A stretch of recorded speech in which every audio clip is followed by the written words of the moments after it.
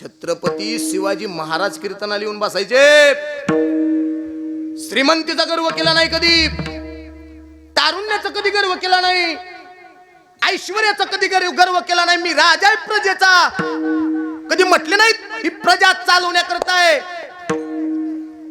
असं मान्य घालून तुकोबरायाच्या कीर्तनात बसले. आणि तुकोबरायांनी सांगावं आणि छत्रपतींनी होकार द्यावा, मान हलवावी. महाराज तुम्ही सांगाल ते कार्य करायला मी तयार आहे. महाराजांच्या मुखातून निघाले फक्त एकच शब्द, राज. ही प्रजा तुमच्याकडे बघून वागत असते. ही प्रजा तुम्ही वागाल त्याचं अनुकरण करत असते. तुम्ही चांगलं वागला तर प्रजा चांगली वागल. तुम्ही धर्मानं वागा राज, तुम्ही नीतीने वागा.